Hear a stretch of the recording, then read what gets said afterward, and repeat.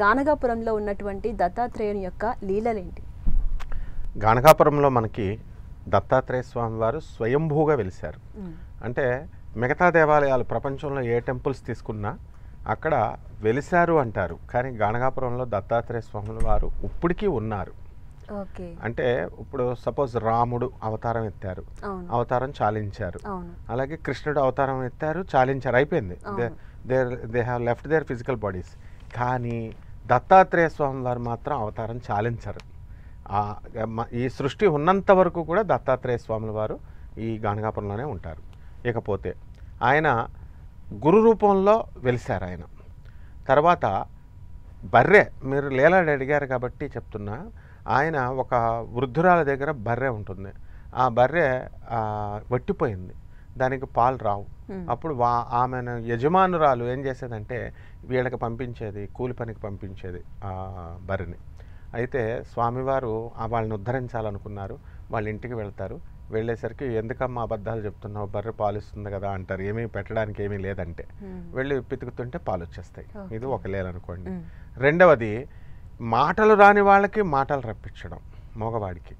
అలాగే వాళ్ళ సొంత చెల్లెలకి ఆయన కర్మలు పోగొట్టడం. అంటే కుష్ఠవ్యాధితో బాధపడుతున్నటువంటి ఆమెకి పాప వినాశనం అని చెప్పేసి ఘాట్ ఉంటుంది అక్కడ, అందులో స్నానం చేయిస్తే కుష్ఠవ్యాధి తగ్గిపోవడం, ఇలా అనమాట.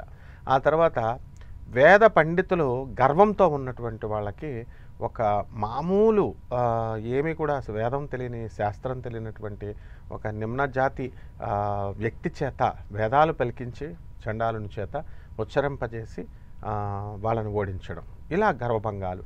అలాగే ఒక 10 ఎకరాల రైతు ఉంటాడు. ఆ రైతులో అక్కడ ఏమవుతుందంటే ఇప్పుడు కూడా మనకి అక్కడ సంగమం దగ్గర ఉంటుందన్నమాట.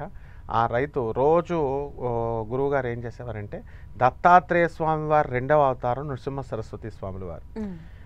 భీమా అమరజా నది వెలిసింది. ఆ భీమా అమరజా నది సంగమంలో ఈయన స్నానం చేసి ప్రతిరోజు నిర్గుణ మఠం అని ఉంటుంది, అంత దూరం వెళ్ళేవారనమాట నడుచుకుంటూ. వెళ్ళినప్పుడు ఆయన ఒక రైతు రోజు ఆయన వెళ్తుంటే నమస్కారాలు పెట్టేవాడు. ఎందుకయ్యా నాతో నమస్కారాలు పెడుతున్నావు అని అంటే మీరు నా గురువుగారండి అందుకనండి అంటాడు. అంటే అలా అయితే నువ్వు ఒక పని చేయి, ఈ పొలం అంతా కూడా కోసి పడేసాయి అంటాడు. ఆయనకి 10 ఎకరాలు ఉంది ఆ రైతుకి. అది జొన్నలు వేశాడు. ఆ జొన్న మంచి ఇంపుగా పెరిగితే అది ఇంకా పాలులాగా ఇంకా ముదరడానికి కొంచెం టైం ఉందన్నమాట. ఈ లోపల ఇది కోసి పారేయమన్నాడు కదా, 10 ఎకరాల ల్యాండ్ని కోసేస్తాడు ఆయన, పంటని కోసేస్తే వాళ్ళ భార్య గ్రామాధికారికి ఫిర్యాదు చేస్తుంది, ఎవరో సాధువు చెప్పాడు ఈయన కోసేస్తున్నాడు అని. అయినా సరే వాళ్ళు ఎంతమంది చెప్పినా సరే ఈ రైతు ఏమంటాడంటే మా గురువు చెప్పాడు నేను కోసేసుకుంటున్నాను, పొలం నాది నేను కోసేసుకుంటాను అంటాడు. కౌలుకు నీకు కడుతున్నాను కదా అంటాడు. యజమాని కూడా మనం ఏం చేయలేము అని అంటారు. కోసేస్తాడు.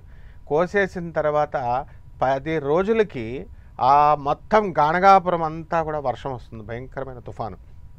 మిగతా రైతుల పొలమంతా కూడా మునిగిపోయి 10 రోజుల తర్వాత అదంతా ఎండిపోతుంది. ఎండిపోయిన తర్వాత మిగతా వాళ్ళకి కొయ్యలేదు కాబట్టి ఆ వర్షాలు నీరు ఎక్కువగా స్టాగ్నెంట్గా ఉండిపోయింది కాబట్టి ఈ పంటలన్నీ కూడా కుళ్ళిపోతే తర్వాత ఎండిపోయింది కదా, ఇక అది వీళ్ళదేమి హెల్ప్లెస్ కండిషన్లో ఉంది. కానీ ఇతని రైతు కోసేశాడు కాబట్టి మళ్ళీ మొలకలు వచ్చేసినాయి. ఎండిపోయిన తర్వాత మొలకలకు విరగబ్బ కాసేస్తుంది. ఆ తర్వాత ఆ రైతు మంచివాడు కాబట్టి మిగతా రైతులందరికీ కూడా పంచడం, దత్తాత్రేయ స్వామివారికి ఇవ్వడం, ఇస్తానంటే వద్దనడం, స్వామివారిని మేము ఉంచుకొని, ఇలా స్వామివారు తనను నమ్ముకున్నటువంటి వాళ్ళందరికీ ఎన్నో లీలలు చేశారనమాట. ఇక్కడ ముఖ్యంగా ఏంటంటే గానగాపురంలో 3 ఉంటాయన్నమాట. భక్తి క్షేత్రము, కర్మక్షేత్రము, తర్వాత ముక్తి క్షేత్రము. సంగమం దగ్గర మన యొక్క భక్తిని పెంచుతాడు ఆయన. అక్కడ సంగమేశ్వర స్వామిగా వెలిశాడు. అక్కడే గానగాపురం మన దత్తాత్రేయ స్వాముల వారు అక్కడ స్నానం చేసి ఉండేవారు అనమాట. అక్కడ ఔదుంబర వృక్షం అని ఉంటుంది గురుస్థానము. అక్కడ అందరు కూడా పారాయణ చేస్తూ ఉంటారు. లక్షలాది మంది, వందల మంది, వేల మంది పడుకుంటారు ఆ గుళ్ళో బయట. సో ఆ తర్వాత అలాగే అంతా ఫ్రీ అనమాట. అక్కడ భోజనాలు కూడా ఫ్రీగా భిక్ష పెడుతూ ఉంటారు. ఇకపోతే 2వ స్థానం ఏంటంటే అక్కడి నుంచి వెళ్ళిన తర్వాత నిర్గుణ మఠం. ఆ నిర్గుణ మఠంలో దత్తాత్రేయ స్వామి వారిని రెస్ట్ తీసుకునేవారు. భక్తులందరికీ కూడా దర్శనం ఇచ్చేవారు. వాళ్ళ యొక్క కష్ట సుఖాలు విని వాళ్ళకి సాల్వ్ చేసి పెట్టేవాడు. అయితే అది కర్మక్షేత్రం. అంటే అక్కడ కర్మలను తీసేస్తాడు ఆయన. భగవంతుడికి కూడా కర్మలు తీసే హక్కు లేదు. కానీ గురు రూపంలో వచ్చినటువంటి ఈయన ఆయుర్దాయాన్ని పెంచడం, అప్పుల బాధలో ఉన్న వాళ్ళకి అప్పులు తొలగించడం. ఆ తర్వాత ముఖ్యంగా ఒక లీల చేస్తాడు ఆయన. ఒక పేద యాచకురాలు ఉంటుంది, ఆమె వాళ్ళ భర్త యాచన చేసుకొని బ్రతుకుతూ ఉంటాడు. బయటకు వెళ్తే వాళ్ళని అనుగ్రహించాలని చెప్పి పేదవాళ్ళనే సెలెక్ట్ చేసుకుంటాడు దత్తాత్రేయ స్వాముల వారు. వెళ్ళి వాళ్ళ ఇంటికి వెళ్ళి ఆ భోజనం కోసం వెళితే, మా హస్బెండ్ అక్కడికి వెళ్ళాడండి యాచన కోసం, అది వచ్చిన తర్వాత మేము చేస్తామంటే పాపం ఆ రోజు ఆయనకు బియ్యం దొరకవు. అప్పుడు వాళ్ళ ఇంట్లో ఉన్నటువంటి ఈ యొక్క తుమ్మ చెట్టు ఉంటుంది, తుమ్మ పాదు, దానికి కాయలు కాస్తాయి. అవి ఎప్పుడైనా సరే వాళ్ళకి భిక్షాటనకి బియ్యం దొరకనప్పుడు ఈ తుమ్మ పాదు గింజల్ని వాళ్ళు వండుకొని తినేవారు. ఇప్పుడు ఎలాగో నరసింహ సరస్వతి స్వాముల వారు వచ్చారు కాబట్టి ఆయనకి అవే వండి పెట్టడానికి వండి పెడతారు. అంటే గురుగారు మీరు ఇప్పుడు చెప్పారు కదా కర్మని తీసేస్తారని చెప్పి, దేవుడు కూడా కర్మని అనుభవించాల్సిందే, దేవుడు మాత్రం అతీతుడు కాదని చెప్తూ ఉంటారు కదా. అయితే గానగాపురంలో నిజంగా కర్మని తీసేస్తారా ఆయన? ఎటువంటి కర్మలు మినహాయింపు ఉంటుంది? 100% కర్మలు తీసేస్తాడు. ఎటువంటి కర్మలైనా కానీ తీసేస్తాడు.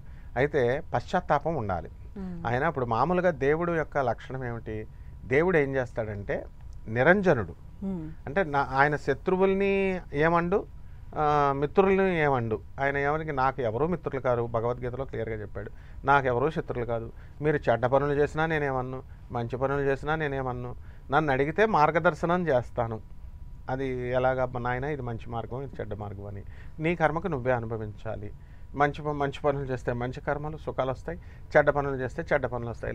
నేను ఒకటి క్రియేట్ చేశాను, లా ఆఫ్ క్రియేషన్, సృష్టి రహస్యం. దాన్ని బట్టి సృష్టి నడుస్తూ ఉంటుంది అని చెప్పాడు. కానీ గురువు అలా కాదు. గురువు ఏం చేస్తాడంటే, ఇప్పుడు మనం చిన్నప్పుడు స్కూల్లో పాఠాలు చెప్పినప్పుడు టీచర్ ఏం చేస్తాడు, తప్పులు దిద్దుతుంటే కొడతాడు, తప్పుడు పనులు చేస్తుంటే ఒట్టు వేయించుకుంటాడు, మళ్ళీ నెక్స్ట్ టైం చేయొద్దు అని చెప్పి. సో టీచర్ అనేవాడు ప్రేమిస్తాడు మనల్ని. కాబట్టి ఆ భగవంతుడే గురు రూపంలో వస్తాడు. ఈయన ఎవరో కాదు, దత్తాత్రేయుడు ఎవరంటే, ఇప్పుడు విడిగా బ్రహ్మదేవుడు ఉన్నాడు అనుకోండి, ఆయనకి మనం తపస్సు చేస్తాం, ఆయన 8 సంవత్సరాలకి రాడు. ప్రోటోకాల్ ఉంటుంది. ఒక చీఫ్ మినిస్టర్ని, ప్రైమ్ మినిస్టర్ని కలవాలంటే ఈ పేషి పంపాలి కదా, సూటబుల్ రీజన్ ఉండాలి. రీజన్ ఉంటే కరెక్ట్గా పంపుతారు. అలా బ్రహ్మ దొరకడు, విష్ణుమూర్తి ప్రోటోకాల్ పెద్ద దేవుడు, శివుడు కూడా పెద్ద దేవుడు. అటువంటిప్పుడు దత్తాత్రేయుడు 3 కలిసినటువంటి రూపం. దత్తాత్రేయుడు గురు రూపంలో ఒక కమండలము, ఒక మాల పట్టుకొని భూమి మీదకి వచ్చాడు. అందువల్ల ఖచ్చితంగా ఆయన ఏం చేస్తాడంటే, నిర్గుణ మఠంలో వెళ్ళి అక్కడ దర్శనం చేసుకునేటటువంటి వాళ్ళకి అంటే ఆ గానగాపురం ఎంట్రీ నేను దానికి ఉదాహరణ కూడా చెప్పగలను ఎలాగా అన్నది. ఆయన కర్మలు తీసేస్తాడు. ఎలా అంటే, మా శిష్యురాలు ఒక అమ్మాయి ఉండేది. అమ్మాయి ఇప్పుడు లండన్లో మాస్టర్స్ డిగ్రీ చేస్తుంది. ఆ అమ్మాయి గానగాపురం వెళ్ళమ్మా అన్నాను. వెళ్ళమంటే వెళ్ళింది వాళ్ళ అమ్మ వాళ్ళతో. వెళ్ళినప్పుడు కాలు విరిగిపోయింది. అంటే స్లిప్, మెట్ల మీద నుంచి వెళుతూ స్లిప్ అయ్యి, అసలు ఏమీ రీజన్ లేదు, కేవలం చిన్న రాయ. ఆ పిల్లే చెప్పుద్ది సాక్ష్యం ఏంటంటే, అరే నేను అనుకోలేదు సార్, కాలు బెనికింది అని. బెడ్ రిటర్న్ అయింది. అంటే ఆమె కర్మను తీసేసాడు ఒక 1 మంత్ అట్లాగా చేసి. ఆ తర్వాత ఆ అమ్మాయికి లండన్లో సీట్ రావడం జరిగింది. అది కర్మ తీసేస్తే ఫలితం అనమాట. నెక్స్ట్ ఇంకొకళ్ళు అసలు పిచ్చి బ్లాక్ మ్యాజిక్స్ అని ఇట్లా అనుకుంటూ ఉంటారు కదా. అటువంటి వాళ్ళు వెళ్ళిన వాళ్ళకి మామూలుగా యాత్ర కోసం ఇలాంటి వాళ్ళంతా వస్తుంటారు. మేమంతా కూడా అక్కల్కోట్ మహారాజ్కి వెళ్తున్నాం. అక్కల్కోట స్వామి సమర్థ గుడికి కారులో వెళ్తుంటే ఆమె నడుము బోన్, వెర్టిబ్రల్ కాలం దగ్గర ఉన్నటువంటి వెన్నుముక్క దగ్గర పూస జారి అలా ఆమె ఒక 3 months బెడ్ రిడన్ అయింది. అంటే కర్మ. పోయిన తర్వాత ఆ అమ్మాయి మంచిగా సెటిల్ అయింది. ఆ అమ్మాయి పేరు స్రవంతి, ఇందాక అమ్మాయి పేరు బన్నీ. సో ఇలా ఎన్నో మన ముందే జరుగుతూ ఉంటాయి. అలాగే ఇందాక నేను ఆపిన కథలో ఈ యొక్క తుమ్మపాదు తీసుకున్నప్పుడు వండుకొని పెడతారు, తినేసి పడుకుంటాడు ఆయన. కొంచెంసేపు వెళ్ళిపోయేటప్పుడు ఏం చేస్తాడంటే, ఆ తుమ్మపాదుని ఇలా పీకేసి ఇలా చించేసి పడేస్తుంటే ఆమె అంటుంది, చూసారా, మనం పిలిచి భోజనం పెడితే ఆయనకి పెడితే ఇంట్లో పడుకొనిస్తే ఆయన మనకు ఆసరా, ఎప్పుడైనా బియ్యం దొరకనప్పుడు ఈ తుమ్మ గింజలు వండుకునే ఆ పాదునే పీకేశాడు ఈయన అని అంటే, గురువుగారిని అలా అనకూడదు, ఆయన చాలా మంచి ఆయన అని వాళ్ళ భర్త అంటాడు. వెళ్ళిపోయి స్వామివారిని వెళ్ళిపోతాడు. వెళ్ళిపోయిన తర్వాత భార్య ఏమంటుంది, భర్తని ఆ చెట్టు మళ్ళీ వేసే అంటుంది. వేయడానికని ఇతను ఇలా తవ్వుతూ ఉంటే గుణపంలో కంగుమని ఒక శబ్దం వస్తుంది, ఒక గోల్డ్ నిధి దొరుకుతుంది. అది తీసుకెళ్ళి నరసింహ సరస్వతి గురుదేవులకి చూపిస్తే ఆయన ఏమంటారు, నువ్వే ఉంచుకో, ఎవరికి చెప్పకు అంటారు. ఆ విధంగా ధనవంతుల్ని చేశాడు. ఇదంతా కర్మ తీయడమే. అంటే గానగాపురంలో స్వామి చేసినటువంటి లీలలు కొన్ని వేల లీలలు ఉంటాయి. అందులో కొన్ని మాత్రమే ఒక 53 అధ్యాయాలుగా గ్రంథస్థం చేశారు.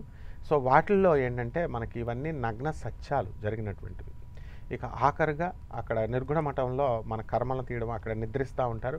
అంతేకాదు మన గురువుగారు అయినటువంటి నా స్నేహితుడైనటువంటి నండూరి శ్రీనివాసరావు గారు వాళ్ళ సొంత అమ్మగారికే జరిగింది. ఆయనే క్లియర్గా వీడియోలో చెప్పారు. వాళ్ళ అమ్మగారికి కూడా కర్మ తీసేయడం అనే దానికి ఉదాహరణ చెప్తున్నాను. వాళ్ళ అమ్మగారు ఒంట్లో బాగాలేనప్పుడు బాగా తీవ్రంగా ఏదో వ్యాధి అయినప్పుడు ఇంకా డాక్టర్లు బ్రతకలేదు, ఏమో బ్రతకదు అని చెప్పినప్పుడు ఇంజక్షన్స్ ఇద్దామని చేసినా ఏం చేసినా అవ్వడం లేదని చెప్పేసి పోన్లే బ్రతికినంతకాలం బ్రతుకుతుంది అని చెప్పి తీసుకెళ్ళి గానగాపురంలో వదిలేస్తారట వాళ్ళ నాన్నగారు, ఈయన వాళ్ళ అమ్మగారిని వదిలేస్తే అక్కడే ఉన్నారు. వాళ్ళు ఉన్న తర్వాత అక్కడే టైం పాస్ చేసిన తర్వాత స్వామివారి యొక్క కృపతో ఆమె తగ్గిపోవడం, ఆ జబ్బు. ఆ తర్వాత ఎన్ని సంవత్సరాలు బ్రతికింది గురువుగారు అని శిష్యులు అడిగితే 10 సంవత్సరాలు బ్రతికింది అన్నారు. అంటే అక్కడ ఆ నాడీ జ్యోతిష శాస్త్రంలో కూడా ఆమె చనిపోద్ది అని చెప్పారు, కానీ చనిపోలేదు, బ్రతికారు అన్నారు. ఇలా అందరూ నిదర్శనాలు ఎన్నో ఉన్నాయన్నమాట. కాబట్టి ఈ విధంగా ఖచ్చితంగా దేవుడు చేయలేనటువంటి పని గురువు చేస్తాడు.